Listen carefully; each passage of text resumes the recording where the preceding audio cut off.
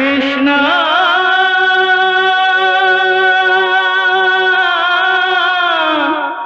कृष्णा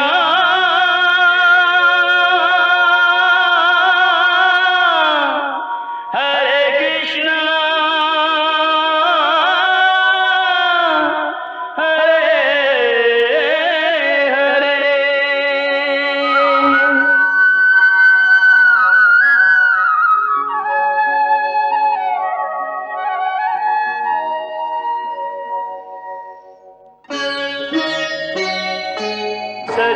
सच्चिदानंद रूपाय विश्वोत्पत्त्यादि Hathaway तापत्रय विनाशाय श्री कृष्णाय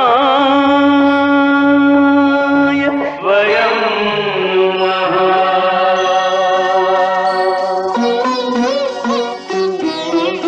श्री कृष्ण गोविंद हरे मुरारे हे नाथ नारायण वासुदेव। हरे कृष्ण राधे राधे कृष्ण कृष्ण कृष्ण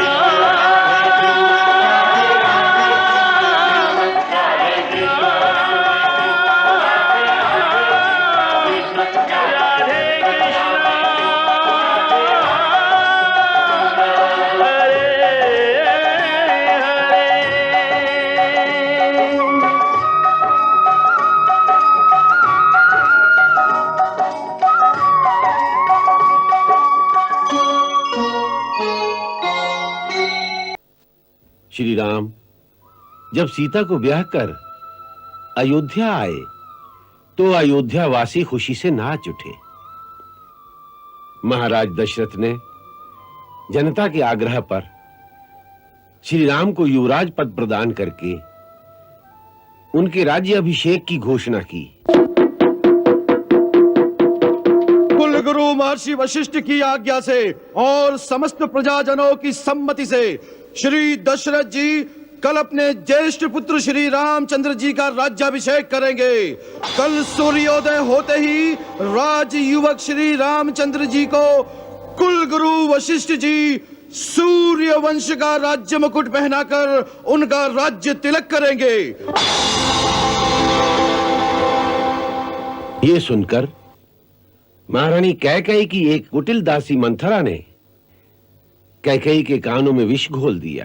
मारा गले में मत डालो रानी, गला काट कर फेंक दो जिससे तुम्हारे बुरे दिन अपनी आंखों से न देखूं। चुप रह, व्यर्थ के गाल बजाई जा रही है। ओह, लगता है तुझे लखन लाला ने कुछ कहा है, क्योंकि मेरा राम वो तो किसी को कोई कड़वी बात कभी कह ही नहीं सकता। क्यों कहेगा? सबसे मीठा रहकर ही तो सारी अयोध्या का राज हड़प कर जाएगा। राम बड़ा है, वही राजा बनेगा, और फिर सूर्यवंश की रीति यही है। उस रीति का परिणाम भी सोचा है कभी? राजा बनेगा राम और भरत बनेगा दास और तुम बनोगी दासी। तेरी तो बुद्धि मारी गई है। बुद्धि मेरी मारी गई है या तुम्हारी? रानी, वो दिन भूल जाओ जब राम तुम्हारे स्नेह का स्वांग करता था, भरत को प्राणों से ज्यादा प्यार का ढोंग बताता था। अब तो भरत के प्राणों की चिंता करो। भरत राम के रास्ते का कांटा है, उसको हटाने के लिए ना जाने राम कैसे कैसे षड्यंत्र रचेगा। हे भगवान, हे प्रभु, मेरे भरत की रक्षा करो, मेरे भरत की रक्षा करो प्रभु। इसी दुख के मारे कह रही हूँ, मेरा क्या, तेरा पुत्र राजा बने या कौशल्या का, मैं तो रानी बनने वाली नहीं है। पर तू राजा की चहेती रानी बनकर अकड़ रही है ना, तू दासी बन जाएगी, मेरी तरह दासी। दासी? किसमें साहस है मुझे दासी बनाने का? किसकी दासी बनूंगी मैं? अपनी सौत की, वो तुझसे अपने चरण धुलवाएगी। चरण? दीदी, मेरी भोली रानी, तू सौत का विष नहीं जानती। सौत मिट्टी की भी हो, वो भी जहरीली नागन होती है।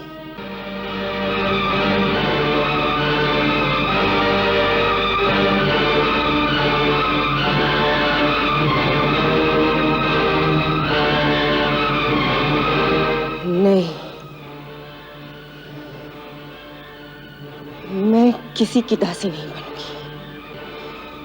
सौत की दासी बनने से पहले मैं विषपान करके मर जाऊंगी।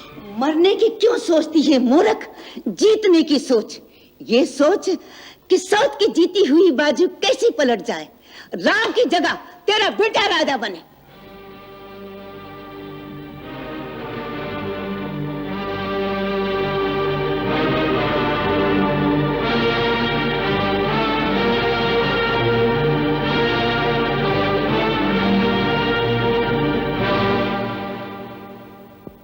देवी कैकेयी,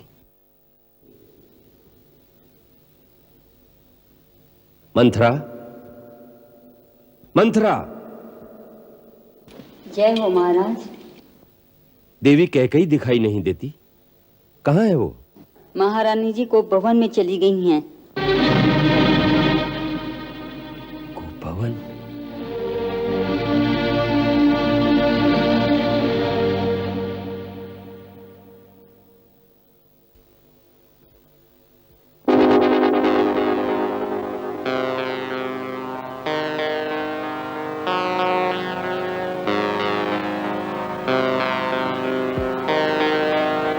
देवी,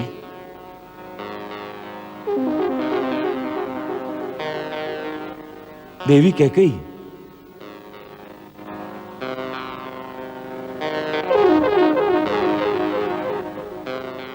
अरे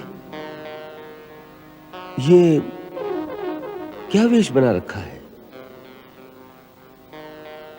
बताओ,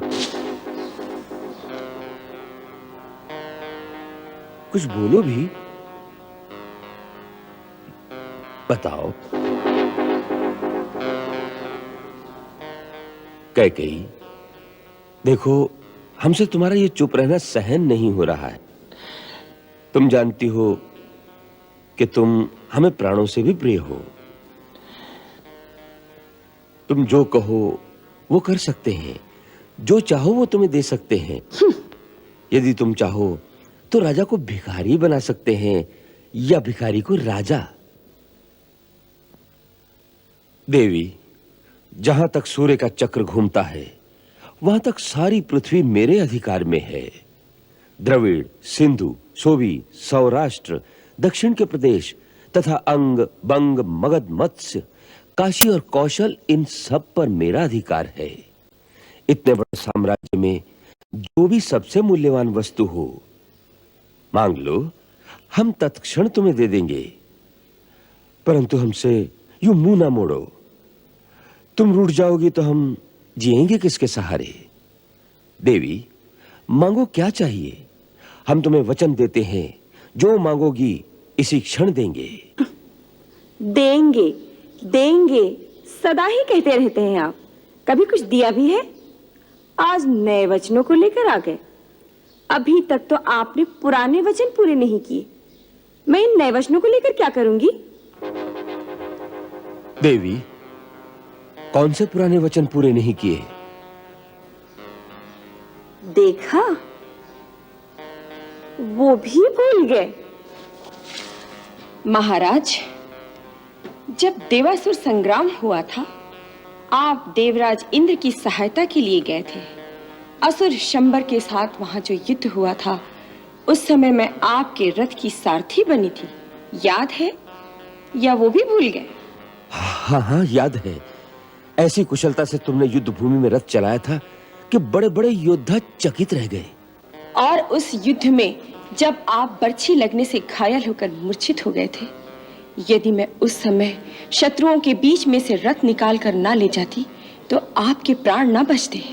याद है, सब याद है। उस दिन से हम अपने प्राणों को तुम्हारी ही धरोहर मानते हैं। जब चाहो तुम पर अपने प्राण न्यौछावर कर देंगे। आपके प्राणों को लेकर मैं क्या करूंगी?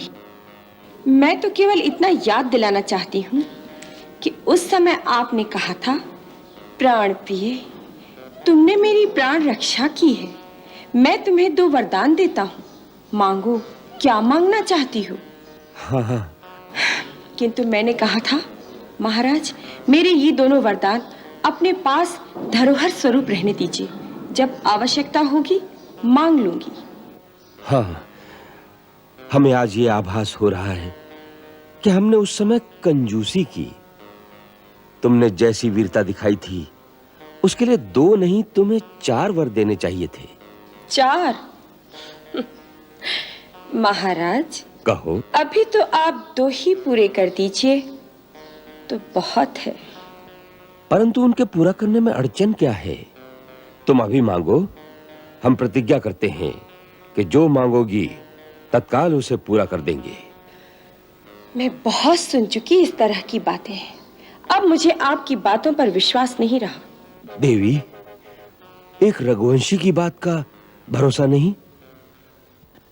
रघुकुल रीति सदा चली आई, प्राण जाए पर वचन न जाई। महाराज, ऐसी चिकनी चुपड़ी बातों को रहने ही दीजिए।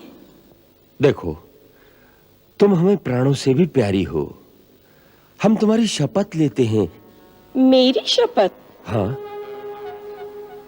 मुझसे भी प्यारा कोई और तो होगा। हाँ, राम। तो राम की शपथ क्यों नहीं ली? राम की शपथ? ठीक है, तुम्हारे लिए हम राम की शपथ लेकर कहते हैं कि जो मांगोगी इसी समय देंगे। देंगे? हाँ हाँ, परंतु इससे पहले तुम्हें हमारी एक बात माननी होगी। क्या? पहले ये भयंकर वेश उतारो, कोप भवन से बाहर निकलो और अपनी वही मोहिनी छवि हमें दिखाओ जिसे देखकर हमारी दशा वही होती है जो चंद्र को देखकर चकोर की होती है। लेकिन आप मेरी पूरी बात तो सुन लीजिए। कहीं अब तो हम राम की शपथ ले चुके हैं। उठो, एक बार उसी मोहिनी मूर्ति के दर्शन करा दो। तुम्हारे दोनों वर तत्काल पूरे हो जाएंगे। हाँ।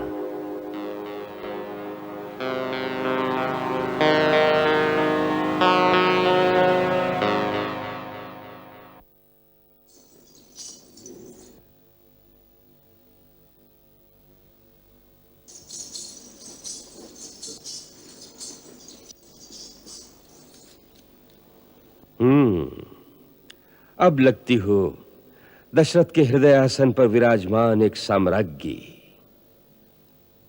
आओ, बैठो मेरे पास।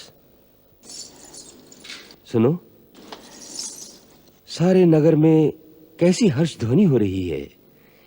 प्रजा राम का राज्याभिषेक मना रही है।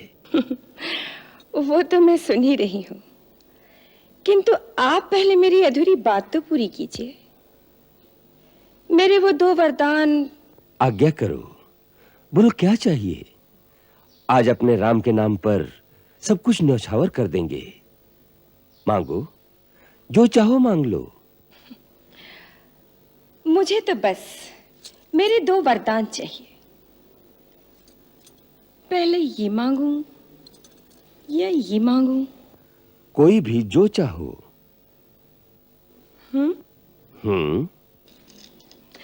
आप ही बताइए।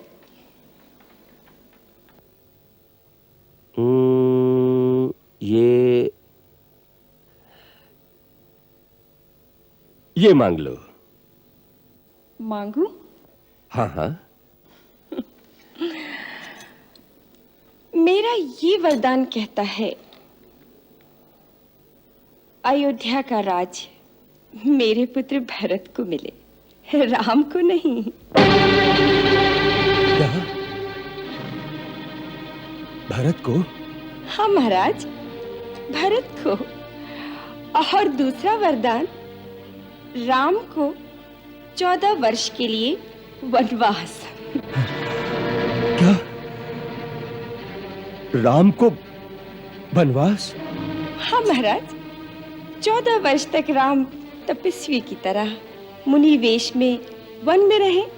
उनका किसी भी नगर में जाना वर्जित हो।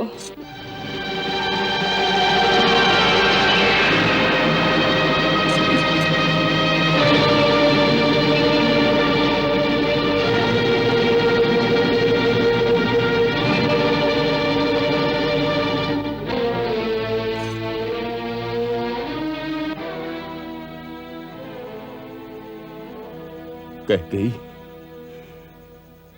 जानती हो तुम क्या मांग रही हो?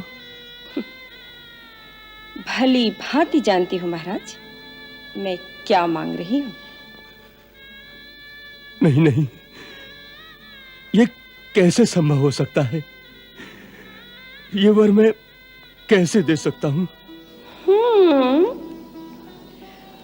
बड़ी उदारता से, बड़ी सत्यवादी बनकर, क्या सोचकर आपने कहा था?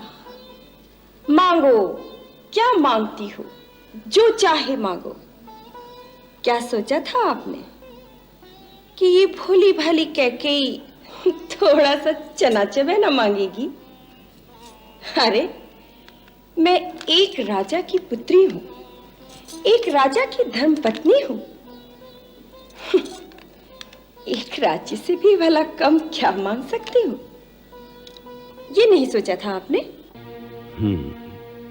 सोचना चाहिए था, पर सोचा नहीं। इसमें तुम्हारा दोष नहीं, क्योंकि मैंने ही तुम्हारे असली रूप को नहीं पहचाना।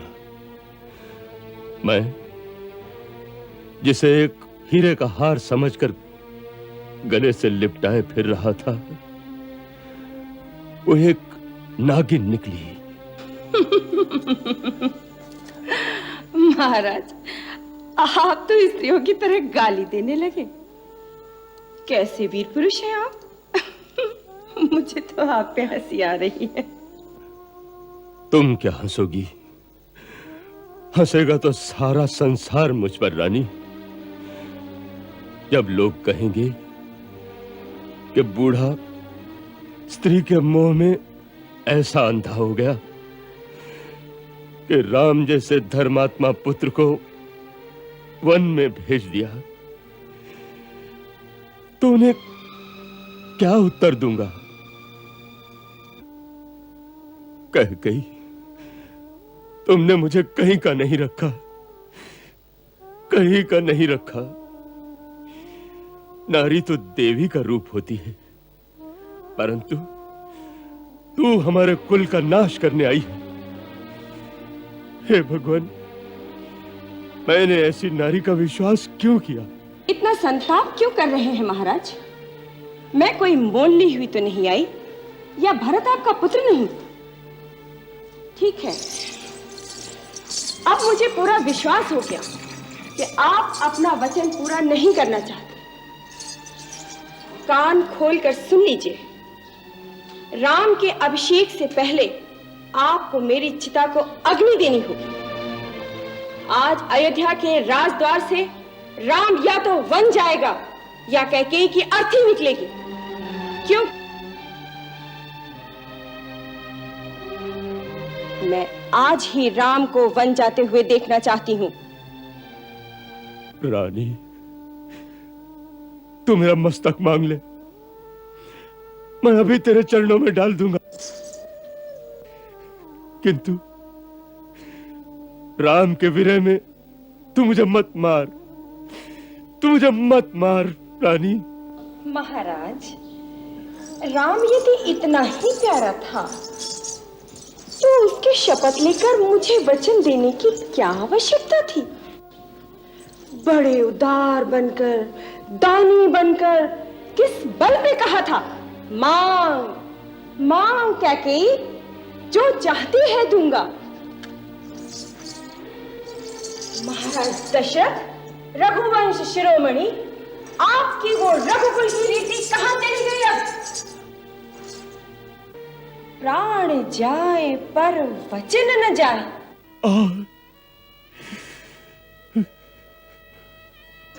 क्या वो झूठा थोथा प्रलाप था? अनर्गल बातें थी?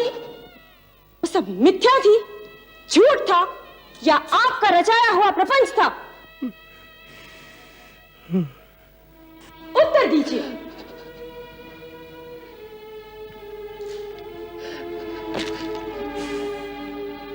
हे भगवान, तूने मुझे कहां कुठार लाकर मारा है? अब मैं राम को क्या मुंह दिखाऊंगा? किस मुंह से कहूंगा कि राम, तू अब राज्य का अधिकारी नहीं रहा। हे राम।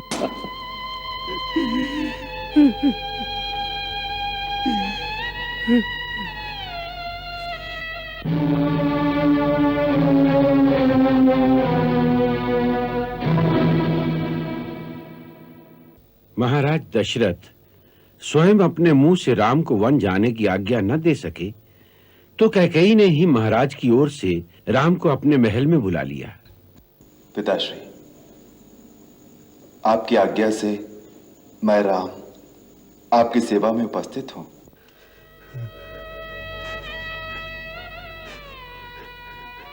राम,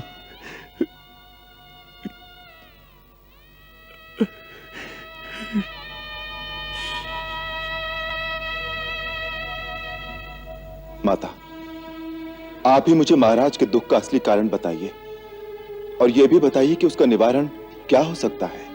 यदि तुम चाहो तो इनके रोग का निवारण हो सकता है। माता, आपको ये शंका क्यों है कि मैं पिता की आज्ञा का पालन नहीं करूंगा? बात ही ऐसी है। मां, जिस राम को आपने बचपन से अपनी गोद में पाला है, आप उसी राम पर संदेह कर रही हैं? मैंने अवश्य ही कोई घोर अपराध किया है जिसके कारण मेरे पिता मुझसे बात नहीं करते। मेरी माता मुझ पर संदेह कर रही हैं। नहीं, ये तो मैं जानती हूं कि तू सत्य वचन से हटने वाला नहीं, परंतु क्या मां? आप केवल संकेत कर दें तो मैं आपके चरणों के लिए अपनी चमड़ी के जूते बनवाता हूं। पिता की भांति आपका भी उतना ही अधिकार है मुझ पर, इसलिए यदि वो नहीं कहते तो उनकी ओर से आप ही कहिए। मैं क्या करूं जिससे आपको संतोष हो? तुम कहते हो तो मैं बता देती हूं। तुम्हारे पिताश्री ने मुझे 2 वर दिए थे और कहा था जब जी चाहे मांग लेना। आज मैंने अपने वो दोनों वर मांग लिए। अब यदि वो मेरे वर मानते हैं तो पुत्र का मोह रास्ते में आता है, यदि नहीं मानते तो धर्म और सत्य पर कलंक लगता है। ये बेचारे इसी धर्म संकट में पड़ गए हैं। तुम्हारे संकोचवश तुमसे कह नहीं पा रहे। वो दोनों वर क्या है माता? पहला ये है कि तुम्हारी जगह भरत का राज्याभिषेक हो, और दूसरा ये कि तुम मुनि वेश धारण करके 14 वर्ष तक वन में रहो। बस इतनी सी बात पर इतना विवाद था? भरत को राज्य देने के लिए तो मुझे किसी की आज्ञा की आवश्यकता नहीं। उस जैसे भाई को तो मैं राज्य स्वयं प्रसन्नता से दे दूंगा। रहा वनगमन, तो लगता है मेरे कोई पुण्य जाग उठे जो आपकी आज्ञा से मुझे वहां जाने का अवसर मिल रहा है जहां ऐसे ऐसे महान ऋषियों और मुनियों के दर्शन कर सकूंगा जिनका तेज तीनों लोगों को प्रकाशित कर सकता है। मां, मेरा तो चारों ओर से कल्याण हो गया। पिता की आज्ञा का पालन, मां की इच्छा का अनुकरण, छोटे भाई का राज्याभिषेक और मुनि दर्शन से मेरा कल्याण। भैया, जो मैं ये सुन रहा हूं क्या सच है कि कई के कहने पर महाराज ने आपसे राज छीन लिया? लक्ष्मण, माता कैकेयी को कैकेयी कहकर कब से पुकारना सीख लिया तुमने? आप बुलाओ उसे माता। मैं उस कुल घटनी को माता नहीं कहूंगा और मैं यह न्याय भी कभी नहीं होने दूंगा। भैया, मेरा यह धनुष केवल शोभा की वस्तु नहीं है। मैं इस धनुष से महाराज की चतुर्गणी सेना का अकेला सामना कर सकता हूं। लक्ष्मण, महाराज ने क्या समझा है? राम बड़ा विनयशील है, वो चुपचाप सब कुछ सहन कर लेगा। उन्हें नहीं मालूम कि राम के नाम पर मर मिटने वाले लोग चुप नहीं रहेंगे। सारी जनता विरोध कर देगी और फिर जनता की भी क्या आवश्यकता है? उनका ये दास लक्ष्मण अकेला ही महाराज और उनकी पूरी सेना के लिए पर्याप्त है। और भरत भी आ गया तो उसे भी छठी का दूध याद दिला दूंगा। चुप रहो लक्ष्मण, अनर्गल बातें मत करो। आप बीच में मत पड़ो भैया। अन्याय सेना क्षत्रिय धर्म के विरुद्ध है। शत्रु वार करे और क्षत्रिय उसका उत्तर न दे, ये उसकी वीरता पर धिक्कार है। जो राज सिंहासन प्रजा में घोषणा करके आपको दिया जा चुका है, उस राज सिंहासन पर बैठने का अधिकारी कोई नहीं हो सकता, स्वयं महाराज भी नहीं। भैया, आपका ये लक्ष्मण यदि मर नहीं गया तो उस सिंहासन पर महारानी सीता के साथ आप विराजमान होंगे। महाराज दशरथ और उनके चहेते भरत दोनों आपके दरबार में करबद्ध खड़े होंगे। वाह वाह, कितना सुंदर चित्र है। पिता हाथ बांधे सामने खड़ा है और पुत्र अपनी पत्नी के साथ आसन पर बैठा उन्हें आज्ञा दे रहा है। आकाश से उतरकर देवता भी आएंगे इस दृश्य को देखने के लिए कि अयोध्या में मानव सभ्यता ने कितनी उन्नति कर ली है। परंतु जब पिता ही अपने आचरण से गिर जाए, अपने धर्मात्मा पुत्र को एक स्त्री के सामने। बस करो लक्ष्मण, बस। यदि तुम्हारे इतने ही नीच विचार हैं तो मुझे भैया कहना छोड़ दो और आज के बाद मुझे अपना मुंह न दिखाना। भैया, यह आप क्या कह रहे हैं? मैं आपके बिना कैसे जीवित रहूंगा? भैया, आप मेरे भगवान हैं। आपके साथ कोई अन्याय करे, आपके साथ कोई अत्याचार करने की बात करे, मैं कैसे चुप रहूं? ये तुमसे किसने कह दिया कि मुझ पर कोई अन्याय हो रहा है या मुझ पर कोई अत्याचार हो रहा है? ये बातें जो तुमने कही, अत्याचार तो ये है जो तुम अपने बड़े भाई पर कर रहे हो और अपने पिता पर कर रहे हो। पिता पर? हां, पिताश्री पर। उनकी पीड़ा को समझते हो? जानते हो कि उनकी समस्या क्या है? जानते हो कि उन जैसा धीर वीर पुरुष इस समय किस धर्म संकट में है? जो स्त्री मोह में फंसेगा उसकी यही दशा होगी। उनका संकट स्त्री मोह नहीं है, उनका संकट है धर्म। हां, धर्म। आज एक सत्यवादी राजा का धर्म एक पिता के धर्म से टकरा रहा है।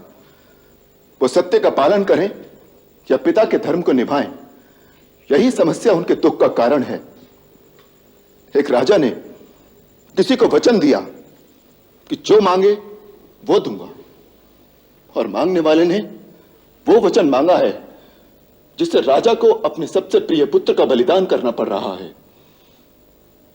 यदि वो वचन को तोड़ें तो न केवल अपने सुकृत नष्ट करें बल्कि संपूर्ण कुल की कीर्ति को कलंक लगा दें। और यदि वो वचन रखें तो वो पुत्र जिसके बिना वो जीवित नहीं रह सकते, उसे वन के कांटे कंकर में धकेल दें 14 वर्ष के लिए। लक्ष्मण, तुम उनकी पीड़ा क्यों नहीं समझते? उनकी अवस्था आज उस घायल शेर की तरह है जो किसी शिकारी के जाल में फंस गया है, और ऐसे असहाय शेर पर तुम अपने तीर चलाकर अपनी वीरता दिखाना चाहते हो। धिक्कार है ऐसी वीरता पर। ऐसे धर्मात्मा पिता के बारे में ऐसा सोचकर भी तुमने पाप किया है जिसका प्रायश्चित हम सबको करना चाहिए, हम सबको करना चाहिए। उन्हें यदि अपने धर्म की चिंता ना होती तो आज वो इतने दुखी ना होते।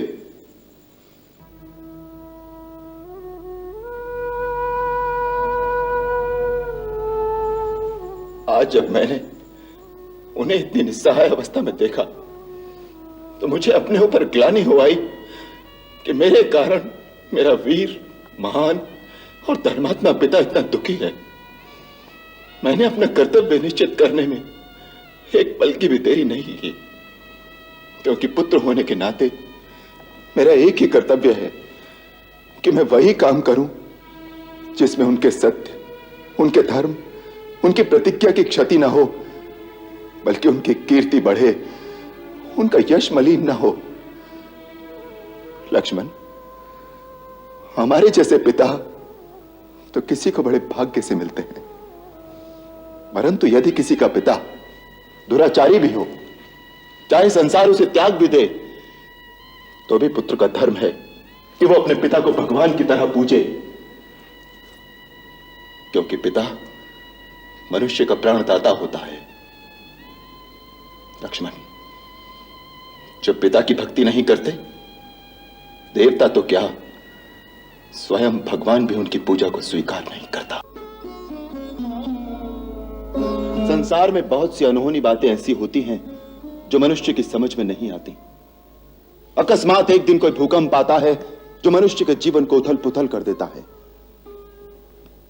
ऐसे समय किसी दूसरे को दोष नहीं देना चाहिए, उसे दैववश मानकर, अपना प्रारब्ध मानकर स्वीकार कर लेना चाहिए। आज जो हो रहा है वो होनी करा रही है। जो विधना है जिसने माता कैकेयी जैसी स्नेहमयी और पुण्यशीला स्त्री को ऐसी बुद्धि दे दी है।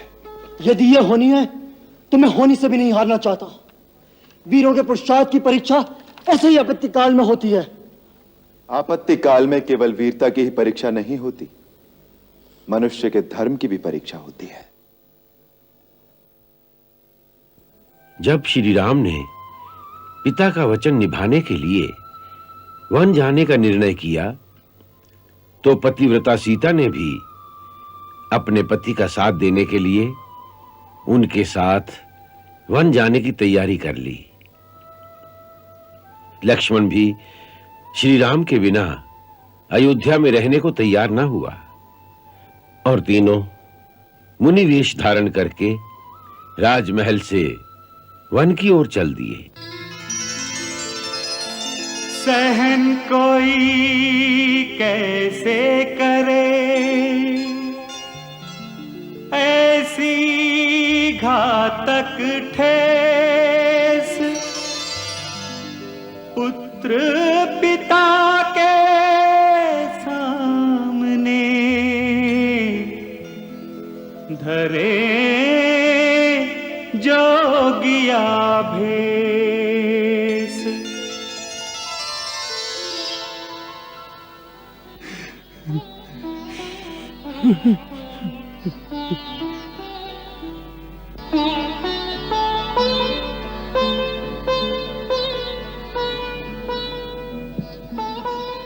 पितृ परमेश्वर, हमें आशीर्वाद देकर विदा कीजिए। आशीर्वाद देने का भी अधिकारी नहीं रहा दशरथ। ऐसा पिता न किसी काल में हुआ और न होगा। आप शोक न करें पिताश्री, आप जैसे आदर्श राजा और धर्म पालक पिता पर हमें सदा गर्व रहेगा।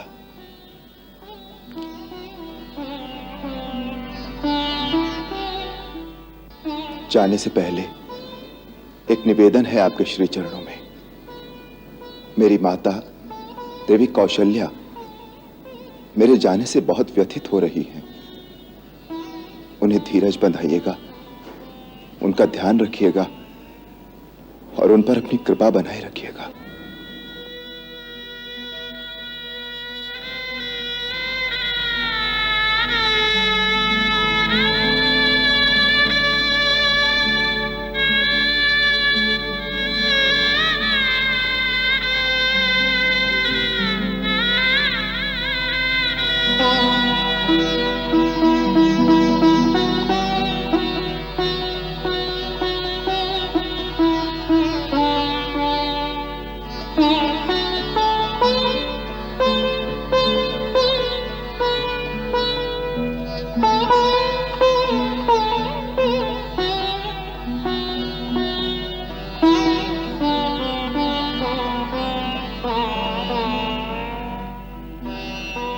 आओ चले।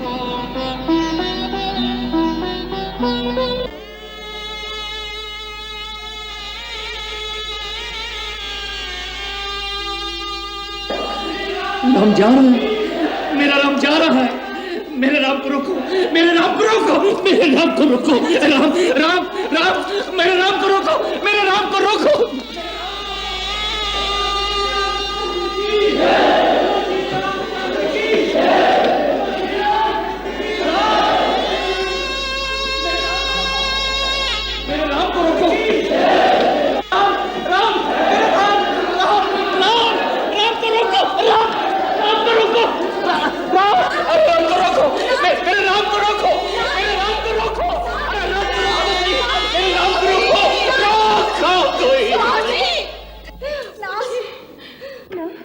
राम, मेरे राम,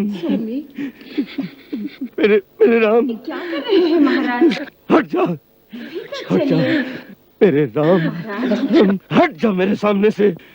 चांद डालिनी, आज इसी समय हम तुम्हारा परित्याग करते हैं।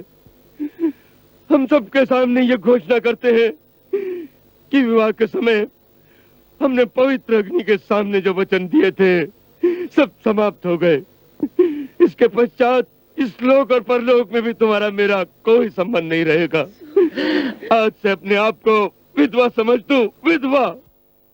मत जाओ, मत जाओ, मत जाओ, तेरा अयोध्या छोड़ के बन मत जाओ, रुक जाओ, रुक जाओ, रुक जाओ, हे नाथ हमारी विनती मत ठुकराओ।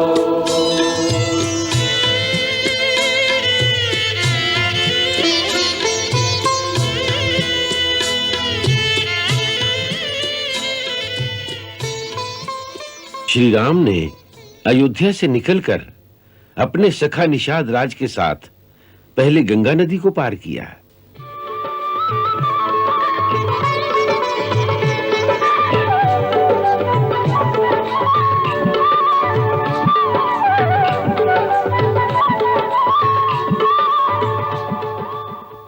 फिर प्रयागराज में महर्षि भारद्वाज के दर्शन किए।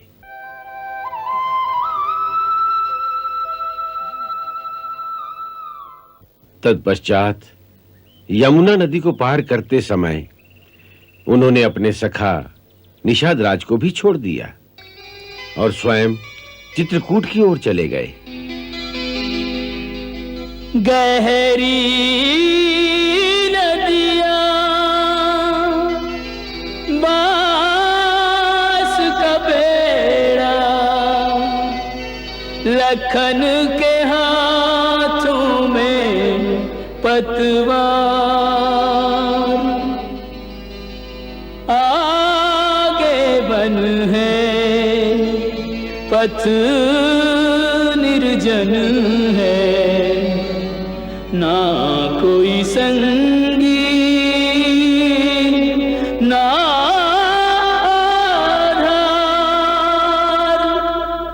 जन जन के प्रिय राम लखन सिय बन को जाते हैं, जन जन के प्रिय राम लखन सिय बन को जाते हैं।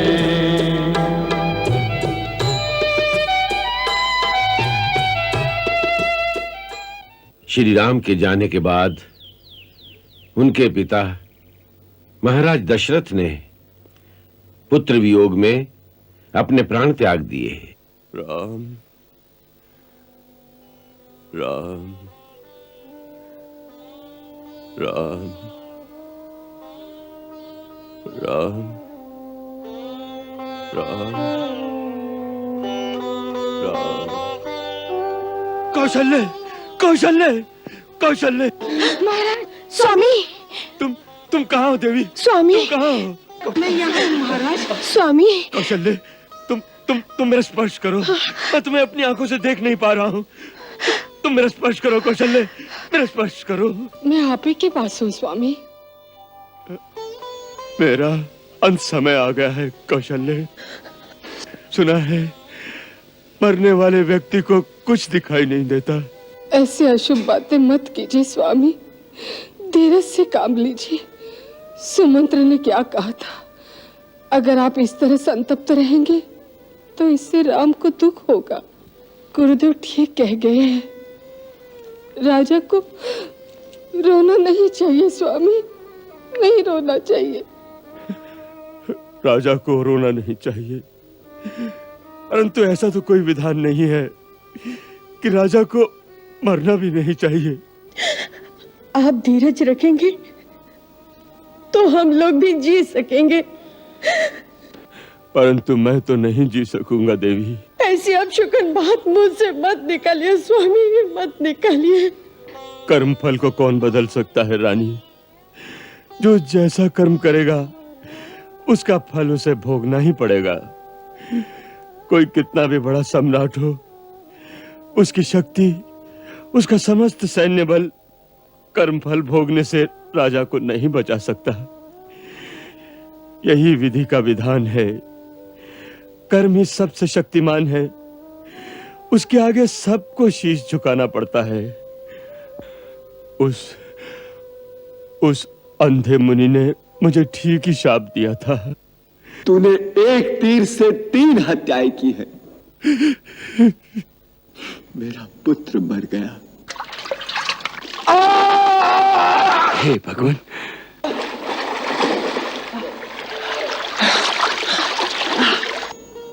मेरी पत्नी मर गई।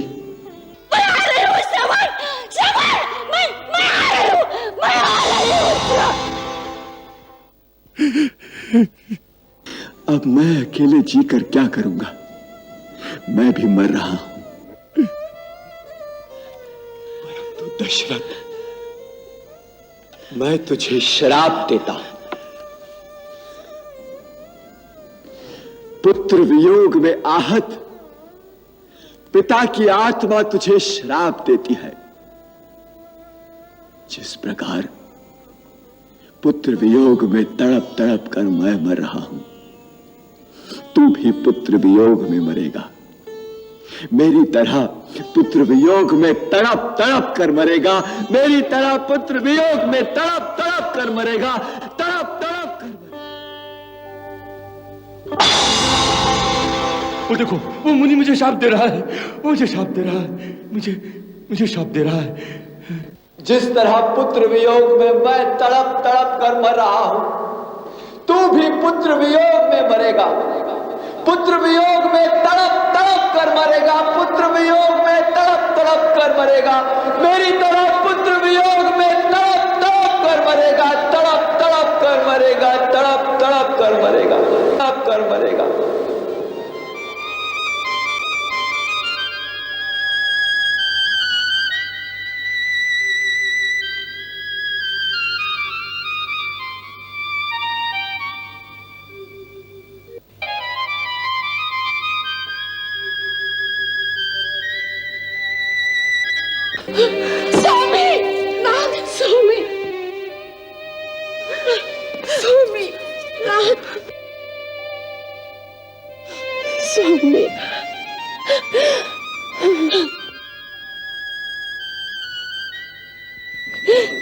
स्वामी कुछ तो बोले स्वामी।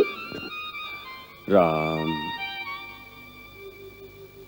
राम राम राम कहे, राम कहे,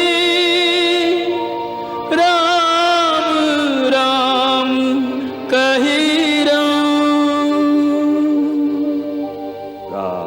तन परिहरी रघुवर बिरहे, राव गयो सुरधाम।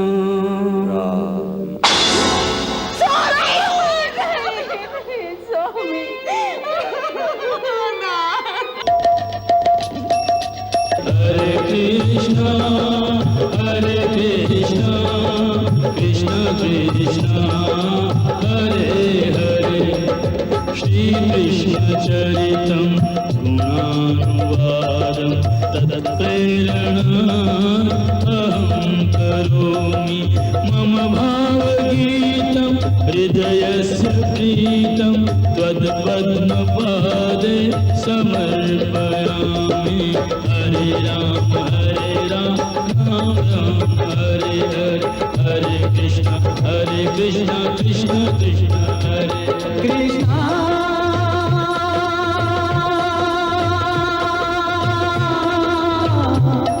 कृष्णा